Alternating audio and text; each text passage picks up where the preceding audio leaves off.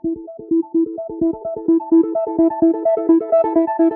teman-teman, kembali lagi sama saya dari Codesana.com. Di sini kita akan memulai, seri video baru, yaitu seri video algoritma dan pemrograman. Oke, kita langsung masuk ke tugas yang pertama. Materi pertama, yaitu menghitung luas segitiga.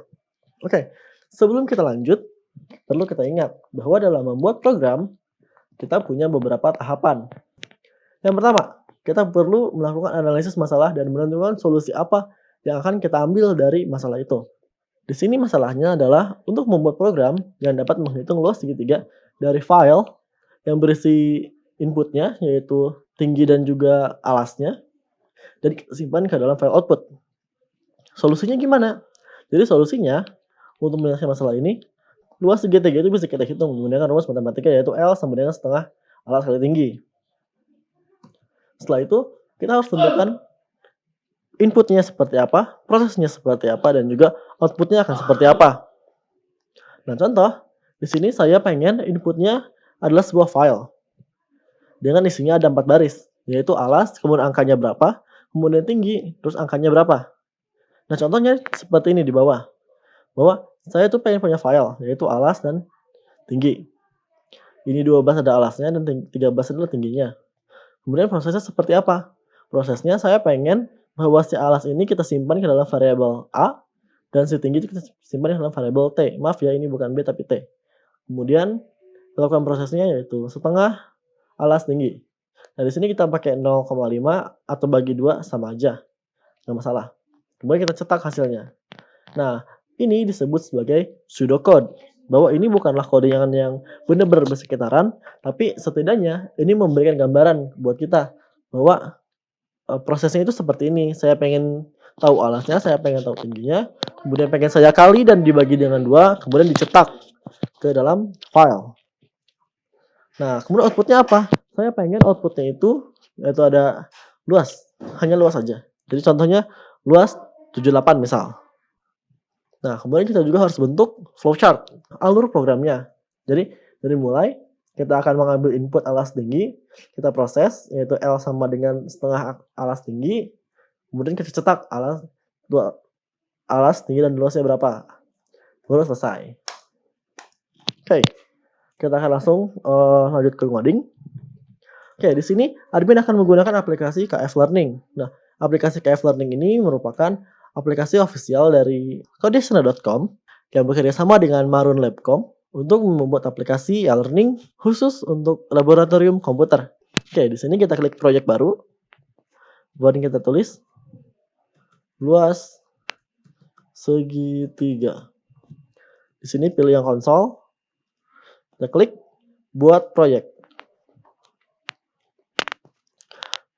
Nah, nanti sebelum kalian masuk ke praktikum pertama kalian pasti akan diminta untuk menginstal aplikasi ini. Oke, untuk ngoding di KF Learning, kita biasanya menggunakan file program.cpp. Di sinilah kita akan melakukan coding. Oke, kita lanjut aja, hapus hello world, dan kita mulai dengan mengimpor library, yaitu include iostream, kemudian include conio. Nah, iostream ini untuk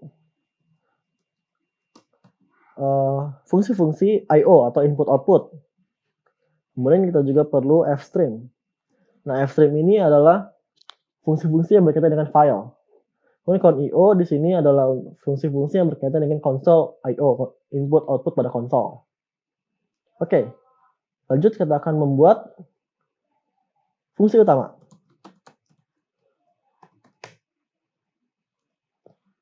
Sekarang sesuai dengan rencana yang tadi kita mau buat, yaitu kita pengen baca alas, baca tinggi, proses luasnya, dan akhirnya kita cetak. Sebelum itu, jadi bisa saya kasih komentar ya. Import header, kemudian program utama, kemudian deklarasi variabel. Kita deklarasikan dulu variabel yang akan kita pakai, yaitu integer alas sama dengan 0, integer tinggi sama dengan 0. Lanjut, kita akan buka file inputnya. Usestream file input. Oh iya, sebelumnya kita juga harus pakai using namespace std karena si kelas Xstream ini ada di dalam namespace std. Oke, file input, kita masukkan nama filenya, kita panggil file input open. Kita kasih nama filenya misal input.txt. Nah, sekarang kita akan baca inputnya. Sini kita akan sementara menggunakan char array untuk menyimpan karakter dari file input.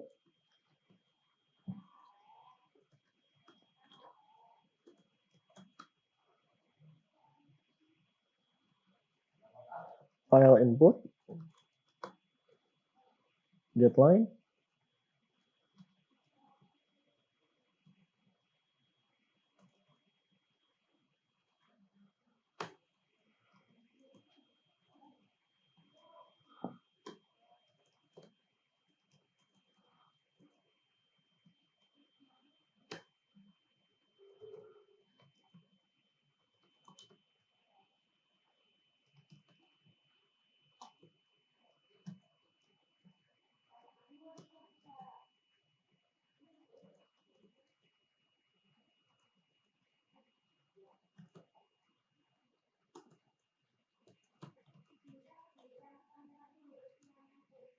Nah, di sini kita akan lihat dulu. Di sini saya punya variabel buffer dengan panjang elemen itu 10. Nah, di sini ini variabel yang akan kita pakai untuk menyimpan sementara baris yang kita baca dari file. Nah, kenapa kita perlu pakai char buffer ini? Karena dari file itu kita nggak tahu apakah isinya teks atau isinya angka, itu kita masih nggak tahu. Makanya harus kita simpan ke dalam char array dulu. Setelah itu, barulah kita konversi menggunakan, misalnya ini ada fungsi atof. Nah, atof ini fungsinya untuk melakukan casting atau melakukan konversi dari char buffer ini menjadi array, menjadi double atau di sini integer. Ini namanya narrowing conversion. Oke, kenapa di sini getLine ada 2? Jadi sesuai dengan file input yang ini, bahwa di line 1 baris pertama itu alas dan baris keduanya angkanya, baris ketiganya tulisan lagi, dan baris keempat tulis angkanya. Nah, di sini berarti kita ingin baca baris 1 yaitu alas, baru di sini angka, dan ini juga sama, berarti tinggi, dan baru akhirnya angka. Nah, di sini setiap kali kita panggil fungsi getLine, dia akan membaca satu baris. Nah, artinya satu baris pertama kita abaikan, kita baca lagi satu baris kedua. Nah, baris kedua ini sebelum kita baca lanjut, kita baca baris selanjutnya, baris ketiga, tapi kita konversi dulu datanya sudah kita baca tadi. Nah, yang sudah kita baca tadi adalah angka untuk alas. Ini juga sama. Jadi angka yang tadi kita baca lagi. Oke, karena kita sudah selesai untuk membaca inputnya, bisa kita tutup filenya. File, input, close. Kemudian proses. Nah, disinilah prosesnya. Kita pakai tipe datanya float. Float, luas, sama dengan 0,5 kali alas kali tinggi. Sekarang baru kita cetak ke file. Untuk cetak kita bisa pakai kelas offstream.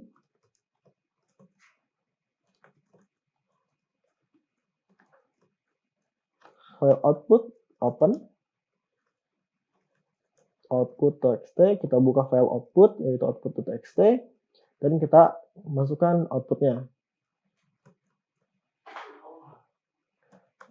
yaitu luas luas. Kemudian kita tutup file outputnya. File output close. Nah, di sini juga kita bisa kasih sedikit informasi ke user bahwa aplikasi kita sudah berhasil dijalankan. Tampilkan informasi. Selesai.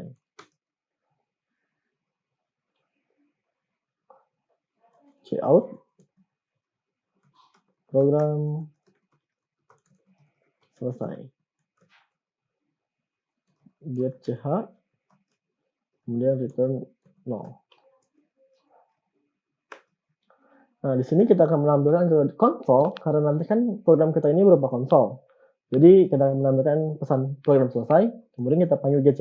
Getch ini tujuannya untuk mengambil satu karakter dari layar, dari konsol. Nah, karena konsol ini menunggu input, nah akhirnya dia akan berhenti.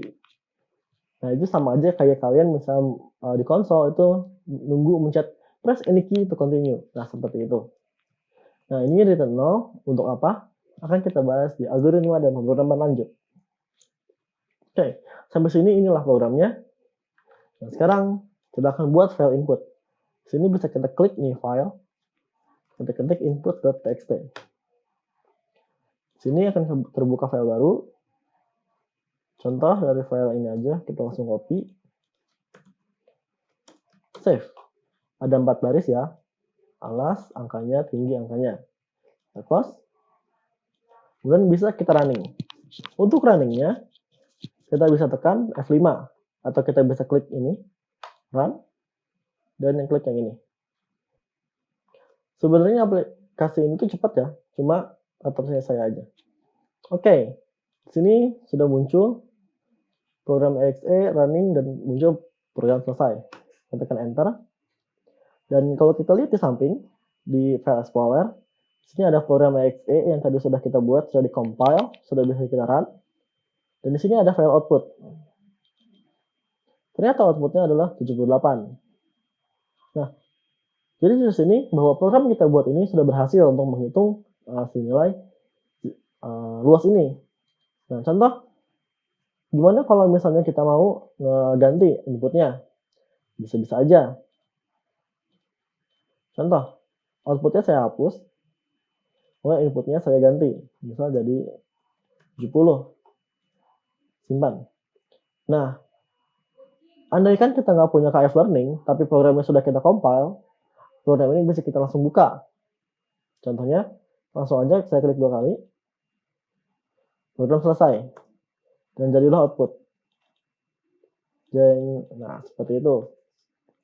Nah, pokoknya selama kalian tahu format input seperti apa dan programnya sudah ada exe-nya, executable-nya, maka si output ini bisa dibuat meskipun kalian nggak punya aplikasi kayak Learning ini. Gitu.